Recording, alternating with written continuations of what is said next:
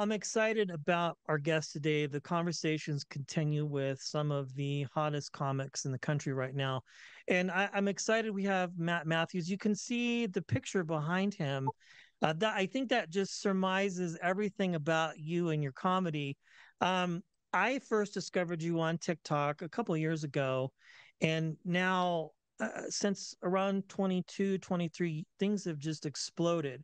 And I've really enjoyed watching your progression of success because, I mean, you've grinded it out just like everybody else in this business and have experienced the success of the opportunity and just putting things out there. You've got a lot to talk about here today, but you're on tour right now when that thing get to thing and tour. You're also going to be filming your first special July 20th in your hometown of Birmingham, Alabama at the Alabama Theater. And of course, you got a YouTube series doing the most with Matt Mathews and just a lot of things. I think I covered it all. Matt, thanks for your time. It's a pleasure to meet you and chat with you today. Thanks so much for having me. I know I'm looking like a crazy person. I plugged my computer up for this and it keeps acting like it'll charge and then it doesn't charge and then it charges and then it doesn't charge. And I'm like, bitch, I know you playing. Like the thing is charged. So That's okay. Well, we'll be fast. it's Um, always a mess. It's always a mess. I Thank you so know. much for having me. I am excited about it. You are so correct. I mean, everything has just happened so quickly for me. And it has just been a whirlwind of, going from farm tour videos and TikTok and all of that to a stand-up tour that has literally, been worldwide now, and it's been a wild ride for sure. It has been. And I think it's interesting because if you look at the progression of how things have happened for you, I've watched other interviews, so I don't want to over discuss things that you've talked about. Obviously, like you started, you wanted to do nursing and then you do the photography thing. And then walk us through this part though, which I think, because we have a lot of comics that listen and of course, um, the you started TikTok is where things really began, right? And then the stand up has that always been something you wanted to do, or did that come as a result of the success from TikTok and you grinding it out there and posting videos and Yeah, people? I never wanted to do comedy. That was never, I mean, comedy was always something that was very natural to me. I was always just a naturally funny person, like having a goofy personality, and that was always just kind of who I was. But I never wanted to do stand up. Like that was never a career that I wanted to have or like aspired to have. Like it just kind of fell into my lap. But it did all kind of just blossom from TikTok and from the internet and people just kind of seeing my personality and everybody just kept telling me, oh my gosh, you should be a comedian. And so finally I just started listening, and everybody was like, oh, if everyone keeps telling me this, let me just give it a shot. Like I didn't even know that I'd be good at it. I didn't know if I would like it. I didn't know if it was something that I really, would want to pursue. But I remember the first show that I did, I just remember getting off stage and I was thinking like, bitch, you are funny, And so I was like, I really loved that. Like I always wanted to perform, like as a kid, like I always wanted to be a performer. And so that was just a way for me to perform and kind of like get that, get that desire that I had to be a performer. But comedy just made it very easy for me. So I love it. That's so interesting because so let's talk about you're doing the videos, you're uploading consistently, you're following uh, the formula, so to speak, but there's even more to it than that. I mean, you're obviously talented and you're funny. And then I noticed over time the quality as far as production changed on your videos. You went from like maybe filming on a phone to actually putting the time in to get the equipment and really make it work. Um, but you saw a lot of success there. So when the conversation happened about, okay, now we want to put you on the road, we want to see if you can do stand up. How did you figure out to translate all of that to an actual set and performing? And making it a nice fluid evening for people when they come out, because I would assume there's probably like some sort of expectation of, obviously you got to figure it all out. That's the hard part, is deciding how Yeah. you're going to translate it all into a show that people will pay to see, but also has been just wildly successful as you sell out all over the country and worldwide here soon with your international dates.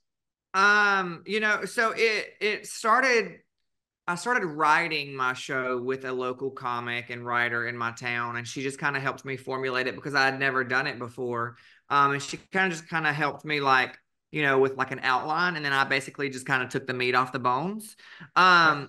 And basically, my show is not what you see on the internet. My show is not farm chores. It's not, Yeah, I'm that not would be getting up funny if you there. brought a bunch of animals into a theater and I'm just like, your I don't donkey, get on your stage chickens, your and horses. no, Okay. absolutely not. My animals have to stay at home. I am not taking animals on the road. But it's just, it's easy for me because it's my life. So it's my Right. stories. It's how I got to where I am today. It's me growing up being gay in the South, having an alcoholic mom, like all of those things that are my stories in my life. I just put them into stand up and I just tell my stories. And I always say that I'm not a stand up comic, I'm a comedic storyteller. So, like, I don't have punchlines and I don't tell jokes. I very much tell my story, and it's just in a way that relates to people. And when I started to write this show, the owner of the comedy club gave me 3 shows in just like a small room, and you'll know if you're a comic or if you've ever done stand up, like, you really can write a show all day long, but the show doesn't get good and the show doesn't get fleshed out and it doesn't really become a show until you perform it a lot. And Right. so I did those 3 shows, and my show kind of, really kind of started to progress from those 3 shows. And then I signed with an agent, and I started my tour. And I've done this show now 118 times. And we're getting ready toward the end of the tour. We're about to film my special, and even now, when I perform this show, it's the same show since the beginning of this tour because it's the same tour, obviously. But even now, the show changes, and Right. like the way that I will deliver something will change, or the way that I say something may change because it's all about the delivery and the energy in the room. And so I kind of just really started that tour with my stories, and then it just kind of grew from performing it. Yeah. Well, for someone like myself who is just about a month and a half in exploring stand up and doing as many open mics as you can, you know, and getting just a hair of enough laugh to go, okay, let's just kind of explore this a little bit. It does change. You have to get in front of people and you have to do it. And some nights it's like, well, these people laughed. And then I listen back and go, nobody laughed. And it's a arduous process, in trying to figure out, and just having talked to so many great comics like yourself, even though it's not traditional, but it's a show and you're writing it and you're performing it.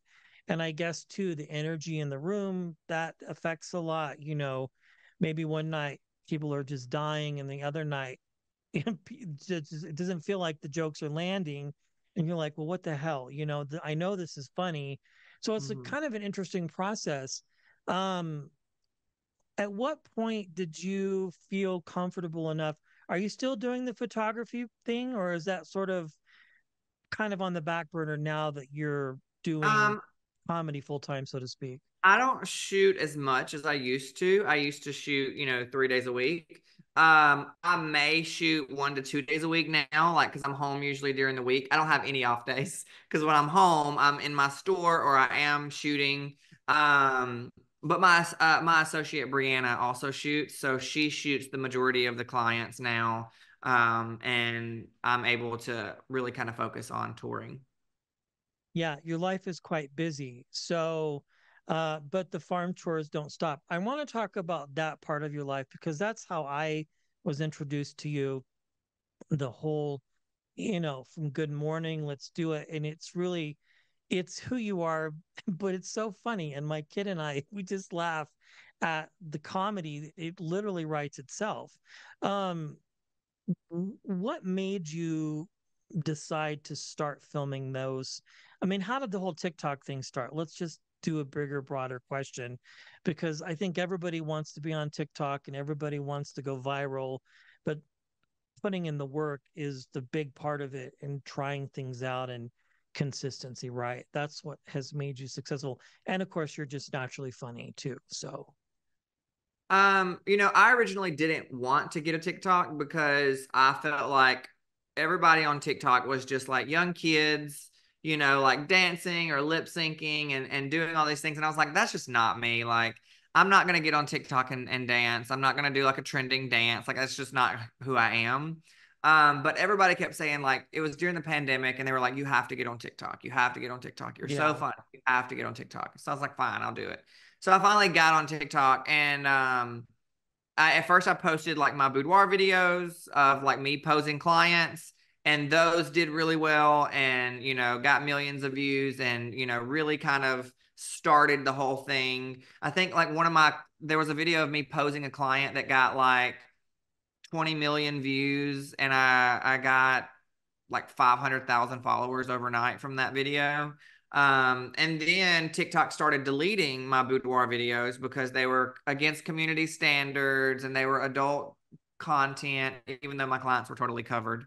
So I kind of pivoted and I stopped posting my clients and I started posting how to take sexy selfies, and like Yeah, I remember I that. would That I was would the show best. like, how to take a sexy selfie and like set your phone up and put it on a video. And so I started doing that. And then they started flagging those videos. And I was like, well, shit, like what am I doing wrong? So I pivoted again. And this time I pivoted to showing just more of me and my personal life. And I knew that my life was just very ridiculous because I fed my animals in a bathrobe. And so my best friend filmed a video of me. She was like, I gotta just film this. And so she filmed this video of me and I posted it, and it got, I don't know, like 15, 17 million views. And Crazy. I was just like, this is nuts. Like, and people just kept commenting, like, of how good it made them feel. And, they don't laugh much. And, like, this, I was bringing a light to their dark world. And that made me feel really good because I was like, if I can make people feel good by laughing, then that makes me feel good. So I just kept doing it. And, they kept popping off and they kept doing really well. And people started loving them more and more. And, then we started doing like the full length episodes on YouTube, and then stand up happened. So it's been, you just have to continue to pivot. Every time something doesn't work, you just figure something else out. So would you say that's one of probably several things that has led to your success? Is just adapting to the creativity and the process. I mean, you have this natural persona about you that's very welcoming, and I get a little bit cranked up about some of these interviews because it's a little nerve-wracking. But for you, I there's this, you have this calming presence. You're funny, but you also just make people feel comfortable. So there's that. But outside of the, just following the process and pivoting, what are maybe a couple things that you feel have led to your success and really just being able to like take what you love and enjoy, and that's your life, and make it your career? It's a bit of a broad question, but I'm sure you've probably done some self-reflecting through this process Yeah. of your rise to popularity and things. I think that the main thing is at the end of the day, I'm just very authentic to who I am. Mm, Like nothing that I post on the internet is fake. I'm not posting anything for views or, like that's just who I am in my everyday real life. Like I'm that ridiculous in real life. And so I feel like being authentic and just being who you truly are is the best way to make people fall in love with you. And there are people that don't like me. There are people out there that have, they're not fans, and they don't like me at all. And that's okay too, because there's not everybody's gonna like you. And at the end of the day, like you can't be anyone but yourself. If you're right. putting act. You can only carry on that act for so long before it wears off and you get tired of being somebody that you're not. And so I just think being authentic and being who you truly are is like the number one thing, especially in entertainment or in, you know, in any part of your life. Just be who you are and let the ones that love you, and the ones that don't, let them, you know, do their own thing. Yeah, it's very true. So how you're doing this, going to be filming this special, which is produced by our friends at 800 Pound Gorilla. We love those guys. They are the cool kids right now for comedy. I mean, they just are kind of pushing the big guys and gals out of the way a little bit. And out of all the comics I've spoken to, I would say 9 out of 10 are holding out for either Blonde Medicine or 800 Pound Gorilla because they really get behind the artists that they want to promote. You've got this special. What do friends, family, what does your husband think of all this? He's been in a few of your videos, but is he like, all right, this is awesome. Is this cool? Or is he just kind of like have no interest and supports you in your journey as you pursue comedy and things like that? I always find that part to be the most fascinating is those are the ones that keep you the most humble, I feel like. Um, he's definitely supportive of my career and all that that entails. Like he's, you know, proud of everything that I do, and he wants me to do anything that I want to do. You know, like um, I'm getting into more TV and film and things like that, and he's, you know, totally supportive of that and loves that for me and wants me to do anything that I want to do. But like, it is not his thing to be in front of people or to be on camera. You know, he's very like low key and more shy and quiet. So we're very different in that aspect, but he's totally supportive in everything that I do. Yes, and you're filming the special in your hometown, which is huge. Um, how does that feel? I mean, that has to be, I mean, I think about my hometown of Wichita, Kansas, and I don't think of ever going back there, but just because that's not my life anymore. But for you, that's a big deal being able to come back and have people that know you and have known you since you were little probably to experience your success, and what if with given certain opportunities and things like that, in certain breaks and hard work, success, can happen and pay off. Yeah, I'm really excited to be able to do it at home. It's, you know, to be able to perform in a theater that I grew up in, that I grew up watching movies in, and you know, be in front of home, you know, be in front of the people that know me, people that don't know me, you know, like I'm just really excited for that. I think it's going to be, I don't think that I'm going to be able to like it really even, I haven't even processed the fact that I'm filming a comedy special in my hometown, but it's really, really cool because from the beginning, since I started this tour, I wanted to start this tour in my hometown and I wanted to end this tour in my hometown. And I started my very first show on this tour was in Birmingham at the Stardom Comedy Club with 400 people. And now I'm ending the tour in Birmingham at the Alabama Theater with 4,000 people. So it's incredible. And it is just, it's a feeling that I really can't describe. I'm just so excited and I'm going to be so nervous. Oh my God, I'm going to be so nervous. I don't really get I don't get super nervous anymore just because I've done so many shows, but like I'm going to be terrified. So it's going to be just a ball of emotions. Is it going to be one show and done, or are you going to do a few different nights and do the traditional process of where they go through and edit the best of the best and put it all together? So we have two shows. Okay. We have it's in the same night. So we're doing like a 4 o'clock show and an 8 o'clock show. And we're gonna knock it all out in one night, and it's gonna be they will film both shows, so they will kind of, you know, they'll edit and kind of take, you know, the best from each show and put it together. So that'll be I've never filmed a special, so I'm sure that's gonna be, you know, a whole process in itself, but I'm super excited about it. I love it. Very cool. Well, let's wrap here and talk about this YouTube series that you're going to do, Doing the Most with Mathews. It's a 6 episode series and then a trailer. I've watched a couple bits of this. What can people expect with that part? You're so busy, man. Like, Yeah. but you're embracing it all. You know what I mean? And just milking it. So like, leaving nothing on the table, which is, I think, is what you have to do. When you're a creative person, like you have to try all the things for sure. I think that, people ask me like, what is my ideal vacation? Or like, what is a vacation for you because you work so much? And honestly, like a vacation for me is just being home with my animals. So like I really don't stop working and I don't want to stop working. Like I get so bored when I'm just sitting. But I'm really excited about the show. It has been absolutely hysterical to film, and it's a series where I do things that I typically would not do in my everyday life. Everybody has kind of made this running joke on the internet about I'm so good at everything and I can do everything, and oh my god, because you're a photographer and you're a farmer and you do comedy, it's like, what do you not do? And so this show is kind of a spinoff of, well, let me show you what I'm not good at. And so I've done things like cooking. I took a ballet class. I did fitness, bungee fitness, and just stuff that I typically wouldn't do in my everyday life. And it has just been hysterical and so fun to film. So I'm really excited to get that out and for people to see it because I think it's going to be bring a little bit of light to people's day.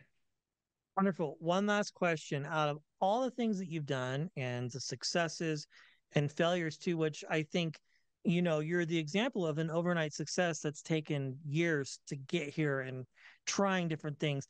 What is one thing you've learned about yourself that you feel has made you a better person through all this and has contributed to your success? I think one of the number one things that is probably that I've learned about myself and has helped me continue to be successful is gratefulness. Because I did grow up really poor and I didn't have a whole lot growing up, and that was always a struggle for me. And so, I hear a lot, oh, stay humble, stay humble. But it's like that's literally just the who I am as a person. Like I'm just so grateful and I continue to be grateful. Like even when I'm exhausted, like I had one day home last week and I was so tired and I didn't want to be doing press and I didn't want to be in New York and I didn't want to be doing the things that I was doing. But then I thought about it and I'm like, wow, like so many people would kill for this position. Like so many Yeah. people kill to be doing what you're doing. Like just be grateful for that. And I just remember just how grateful and happy I was to be able to do what I'm doing and have the platform that I'm doing, and for the people that put me there. Like without the people that follow me and watch my videos and share my stuff with their friends, like I would never be able to sell out venues. I would never be able to have this career. So I'm just super grateful and be just blessed to be able to do it. And I feel like that has kept me going. I love it. Well, head over to mattmatthews.com for all the things. The special, Break a Leg, I'm sure it'll be amazing. Thank you. And it's so fun. Like, you brought my son and I joy. If anything else, your TikTok videos have just made us laugh Thank endlessly. Oh, for sure. My son just loves you and your animals and just he cracks up. He's like, repeat, repeat, repeat, repeat. I'm like, all right, okay, let's move to the next one. Just kidding. No, you're really funny. You keep us entertained, and I can't wait to see what's next for you. Matt, thank you. You're the Thanks so much. best, and congratulations on all your success. Thank you very much. I appreciate it. Absolutely.